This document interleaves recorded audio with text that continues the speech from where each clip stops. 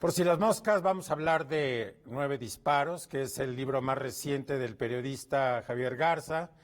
Me acompaña el autor. Javier, ¿cómo estás? ¿Qué tal, Guillermo? Muchísimas gracias. Han pasado un montón de cosas desde aquel acontecimiento que da origen a tu libro, que es el tiroteo, la balacera que hay en el Colegio Cervantes en Torreón. El perpetrador es un chico que mata a su maestra, después él se suicida y en medio hiere a varios alumnos.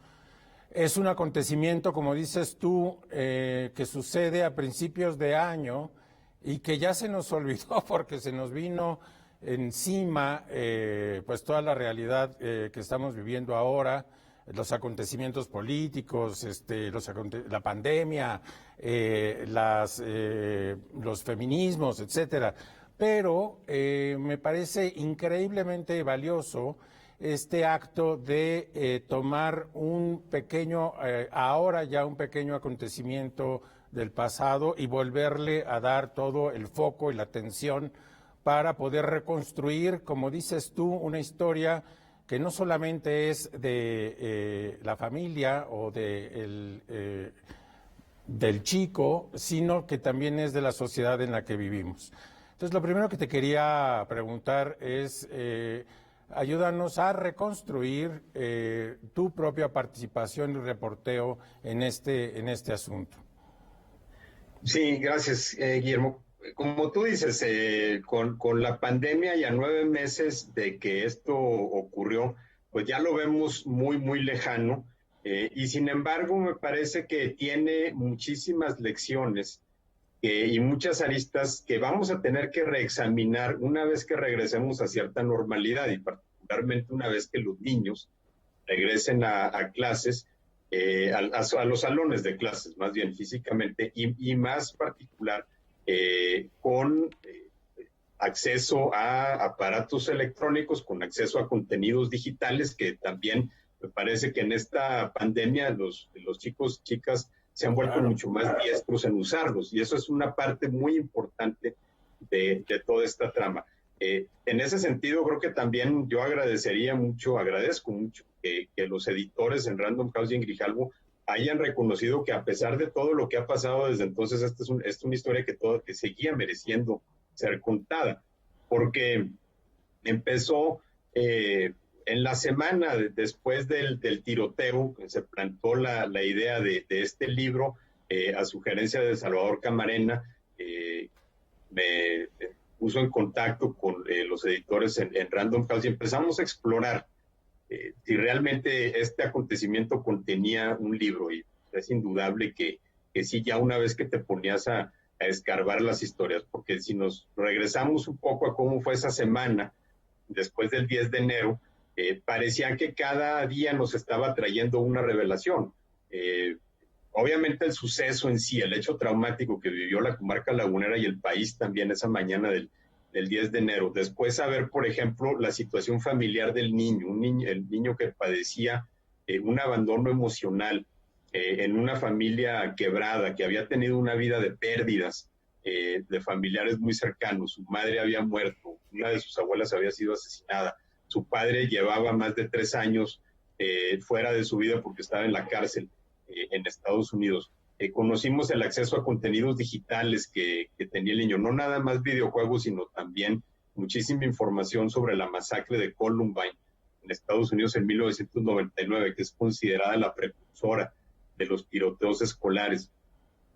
Después toda una historia y una trama de criminalidad en torno a la familia, en torno al padre, en torno a los abuelos del niño, y les garbabas tantito, iban saliendo muchas cosas. Entonces, a partir de ahí, y ya una vez que se fue diluyendo el interés, me dediqué yo a la investigación, empecé a hablar con testigos, con investigadores, empecé a reunir algunas de las evidencias que también habían reunido los propios peritos y los investigadores para empezar a tener pues los elementos fácticos del hecho, no nada más de la reconstrucción del tiroteo, sino de la vida de José Ángel Ramos, el niño tirador, de la vida de María Asaf Medina, la maestra que fue asesinada, de las horas caóticas que siguieron al tiroteo en la recuperación, en la atención y la recuperación a los heridos, y después todas las revelaciones sobre las actividades, presuntas actividades ilícitas del abuelo de José Ángel, del encarcelamiento del padre de José Ángel en Estados Unidos por tráfico de drogas, y luego más allá una reflexión sobre lo que esto significó para la comarca lagunera en particular. También somos una región que había sido tocada por una ola de narcoviolencia muy fuerte hace una década, y en particular también lecciones que deja para estudiantes, para padres de familia, de cualquier tipo.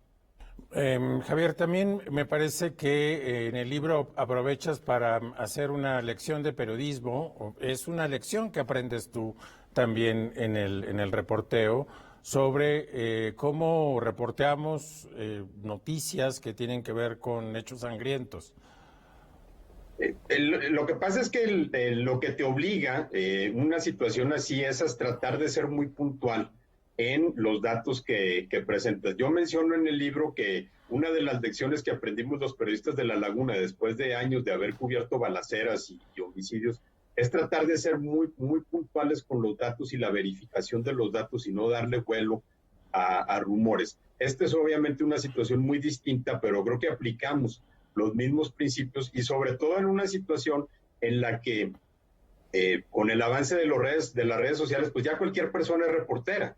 Claro. Y cualquier persona puede poner a circular un dato en WhatsApp, en Facebook, en Twitter, sin que necesariamente esté verificado. Entonces aquí se impone la verificación y también a la hora de profundizar en el reporteo del libro, tratar de desmontar algunos de las percepciones que se quedaron de aquellos días que no resultaron ciertas. Es decir, que los datos terminaron desmintiendo más adelante, pero que esos desmentidos ya no tuvieron el mismo impacto mediático. Te pongo uno, por ejemplo, se habló mucho en los días posteriores al tiroteo de una declaración de un funcionario que dijo que la mamá del niño, el tirador, había sido degollada, lo cual era un dato absolutamente falso. La abuela del niño había sido asesinada, sí, pero la mamá había muerto en una cirugía. Entonces había que escarbar en eso y había que dejarlo aquí en blanco y negro precisamente para desmitificar mucho de lo que se dijo en ese momento que no era necesariamente cierto. Sí, me gusta mucho tu idea que expresada en el libro de que el reportero a veces es como un químico que tiene que decantar, asimilar, pensar las verdades y los rumores que hay a su alrededor, sobre todo en hechos que concitan tanta conversación para poder llegar a la verdad. A ver, tenemos que irnos a un corte y regresamos contigo.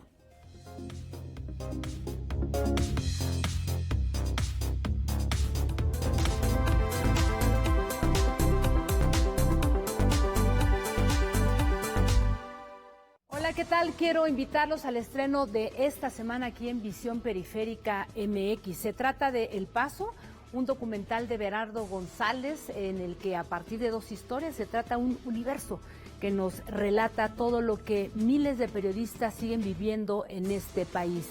Amenazas, un trabajo, un atentado contra su propio trabajo y en el peor de los casos hasta la muerte. Muchas gracias, Berardo, por compartirnos El Paso.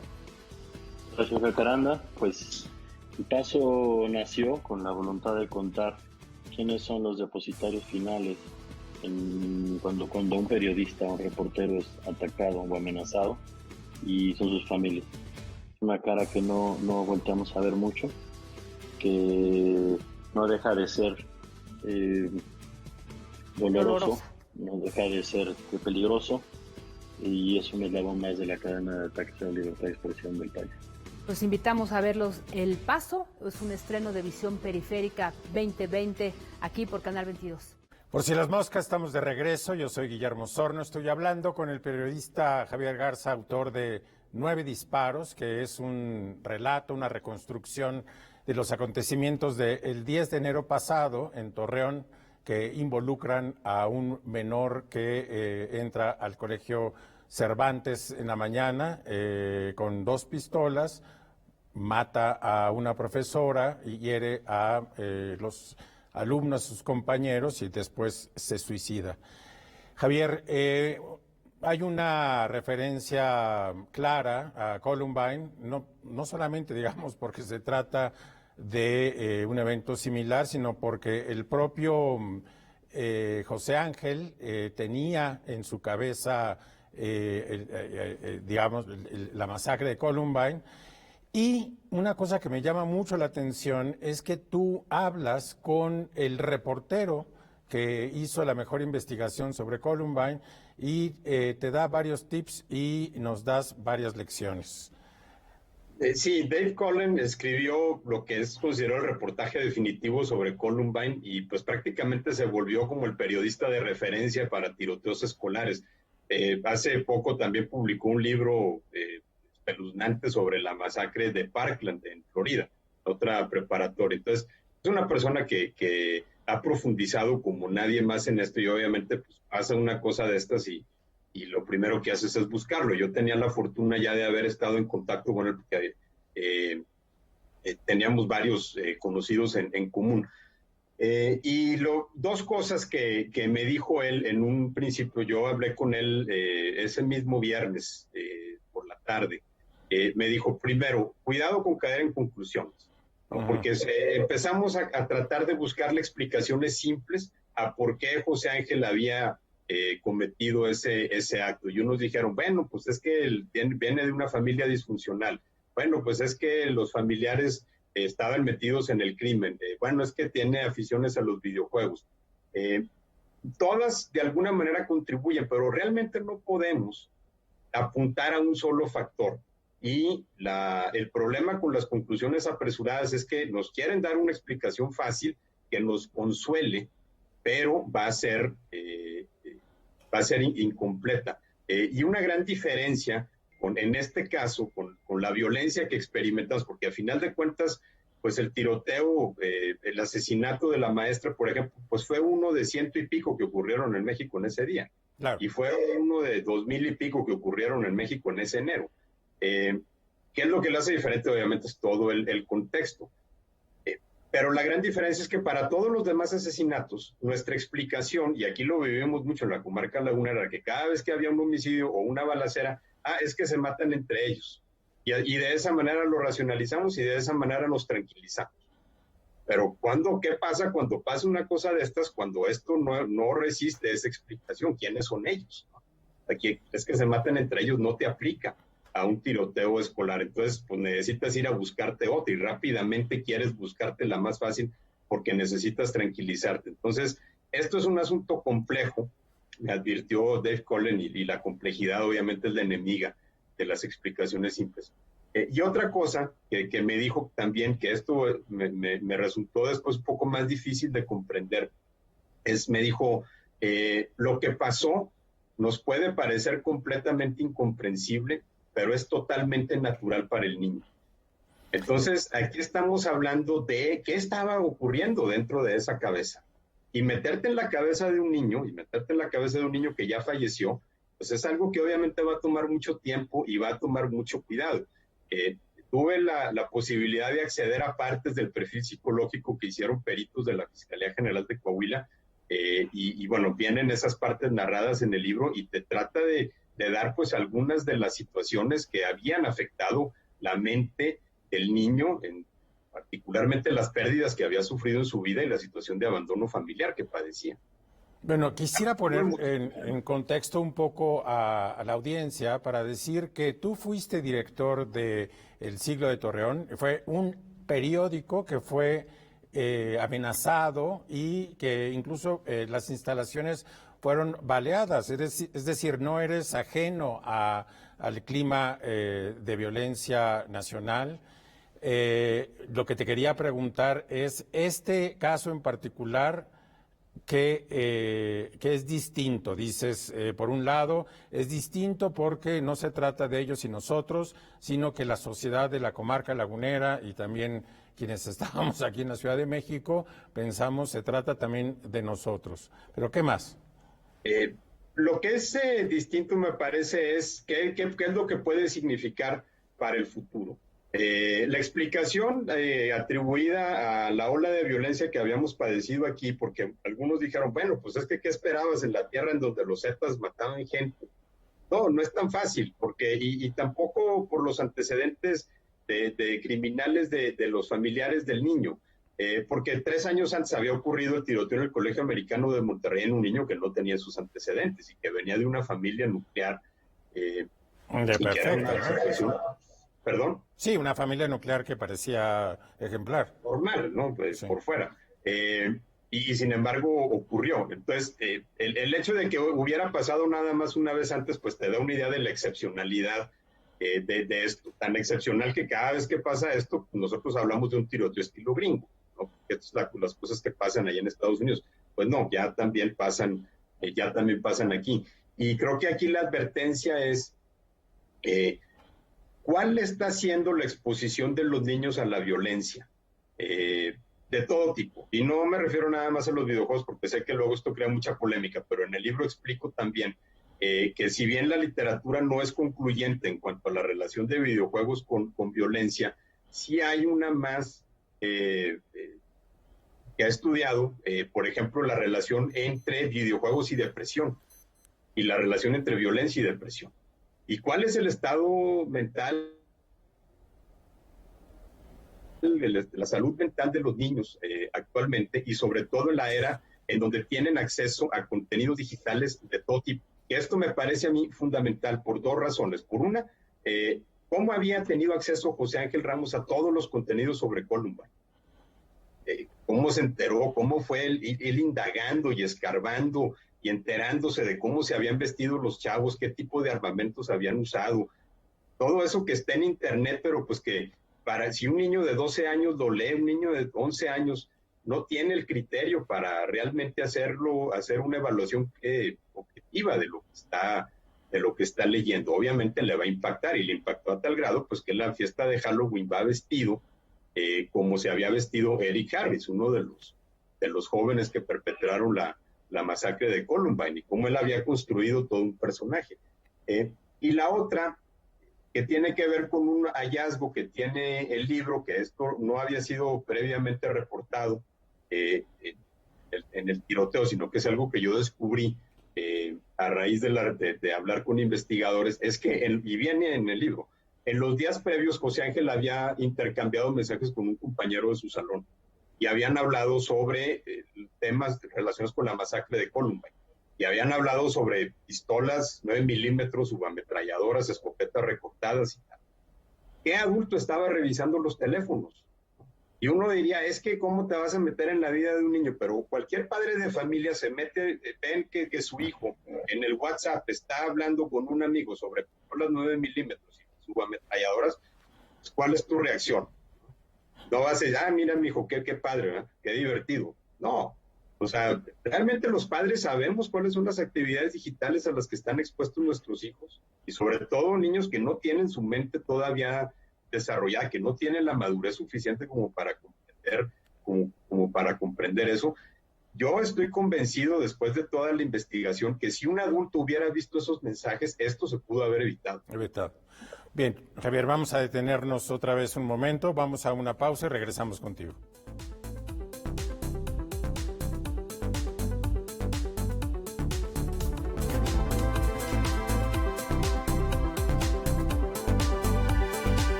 Voy a ser policía, le saca uno la verdad a las personas, como sea, de guacanazos, a meterles la macana eléctrica. Éramos los halcones. Creí que era un bebedor social y que podía dejar de beber cuando yo quisiera, ¿no? Y no fue así. Perder familia, tocar un fondo de sufrimiento muy cabrón, de esos delirios visuales, ver cómo me comía las arañas, los alacranes. El mundo de las drogas no es un lugar feliz. Busca la línea de la vida, 800-911-2000. Por si las moscas, estamos de regreso, hablamos del libro 9 disparos, me acompaña su autor, Javier Garza. Javier, te propongo que en este último bloque hablemos de 2 cosas que me interesan mucho. Uno es las víctimas y la segunda es como la reparación, más que la reparación es como la manera, digamos, en que se restañan esas heridas que quedan después de actos violentos. Hay una parte que me gusta también mucho de tu libro, en donde señalas la paradoja de que el niño que perpetra estos actos violentos no solamente es el perpetrador o el asesino, sino también la víctima. Muy interesante esa vuelta al problema y obviamente pues está la propia maestra y está toda la sociedad, bueno, los alumnos, los padres de familia y, ¿por qué no?, la sociedad de La Laguna. Sí, es muy polémico eso. Yo lo planteo, pues digo, por lo menos necesitamos plantearlo como hipótesis si el niño es una víctima. Se lo comenté al familiar de una de las víctimas y obviamente pues torció la cara, ¿no? Pero es una víctima de su circunstancia el niño, y un niño de 11 años no tiene plena conciencia de un acontecimiento así. Entonces, si él es víctima de la forma en cómo fue criado, de la forma en cómo creció, del abandono emocional que sentía, de las pérdidas que había tenido en su vida, yo lo pongo como hipótesis. Claro, hay distintos niveles de víctimas. La maestra María Asaf, que pierde la vida, en este caso deja dos hijos, veinteañeros, deja también a sus hermanos. El hermano menor de María, Jorge Asaf, tuvimos una conversación que fue verdaderamente estrujante en la forma en cómo no nada más me retrató a su hermana, que también pude complementarlo con testimonios de amigos de ella, sino también cómo relató lo que vivió él en esos minutos, y sobre todo el no saber qué era lo que estaba pasando en el colegio.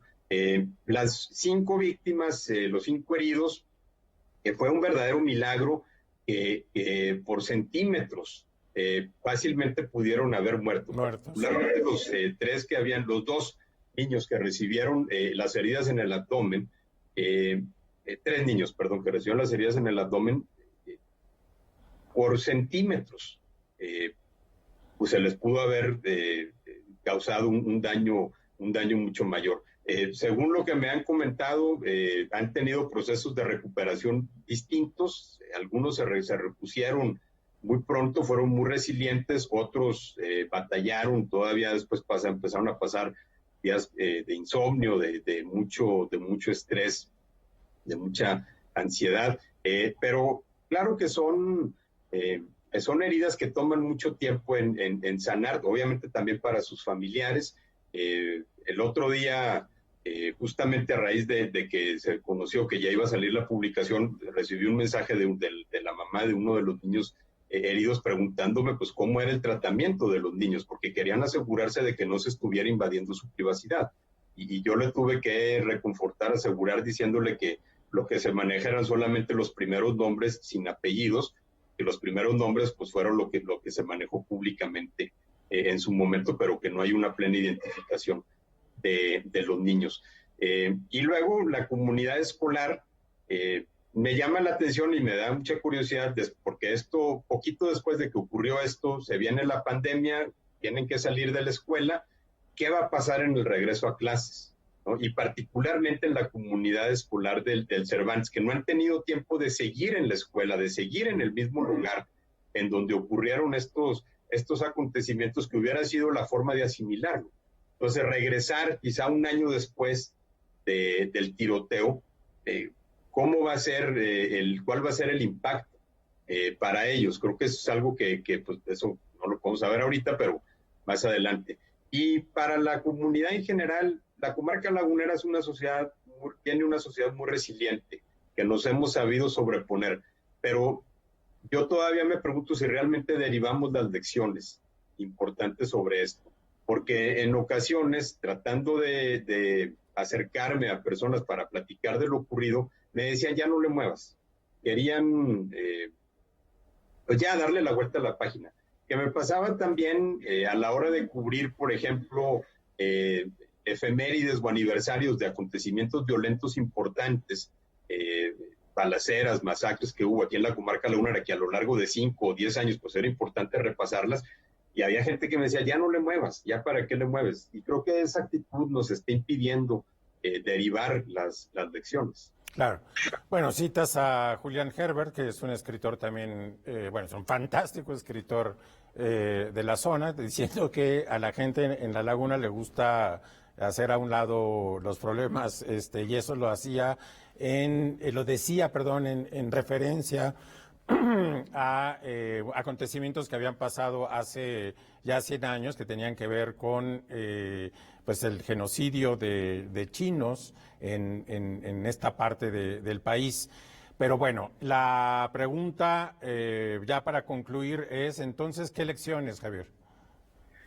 Yo creo que la lección principal, Guillermo, es cuidar cuál es el estado mental de los niños, sobre todo en función de su acceso a contenidos digitales. ¿Cómo les está afectando el acceso a contenidos digitales? Yo entiendo que, yo soy padre de familia y entiendo a muchos que dicen, es que no puedes ir en contra de la tecnología, y pues el niño ya es normal que tenga su iPad, y bueno, más ahorita con el trabajo remoto, la educación a distancia, pues los que tienen la manera de comprarlo, las posibilidades de comprar un aparato electrónico, pues lo hacen. Entonces, no lo puedes evitar, pero sí tiene que haber un mayor cuidado sobre qué están viendo, porque este niño estuvo viendo cosas que le fueron moldeando la psique y lo llevaron a hacer esto. Entonces, creo que para mí es una de las grandes lecciones que pasó muy desapercibido en el momento. Realmente no se tocó mucho el tema.